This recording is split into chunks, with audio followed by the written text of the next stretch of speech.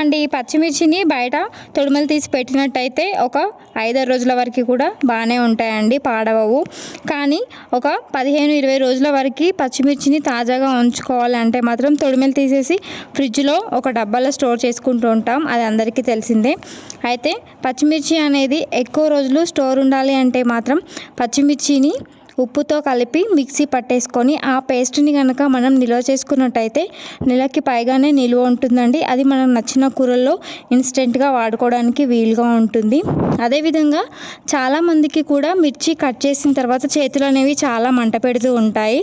అలాంటి వాళ్ళు మనం పచ్చిమిర్చి కట్ చేసిన తర్వాత చేతులకి కొంచెం చక్కెరను కనుక అప్లై చేసుకుని కొన్ని వాటర్ తీసుకుని ఆ చక్కెరతో చేతులని మసాజ్ చేసుకున్నట్టయితే ఎలాంటి మంట అనేది ఉండదు, మంట అనేది తగ్గిపోతుంది. ఒకసారి ఈ చిట్కా ట్రై చేసి చూడండి, చాలా బాగా వర్క్ అవుతుంది.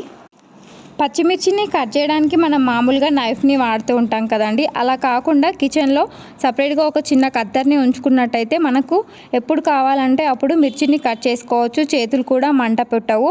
చిన్న పిల్లలు ఉన్న ఇంట్లో అయితే పిల్లలకి ఊరికే ముడుతూ ఉంటాం కదా, అలాంటప్పుడు మనం కత్తెరతో కట్ చేసినట్టయితే చాలా బాగా ఉంటుంది. ఒకసారి ట్రై చేసి చూడండి, నచ్చితే చిన్న లైక్ చేసి మన ఛానల్ని సబ్స్క్రైబ్ చేసుకోండి మరెన్నో ఇలాంటి వీడియోస్ కోసం.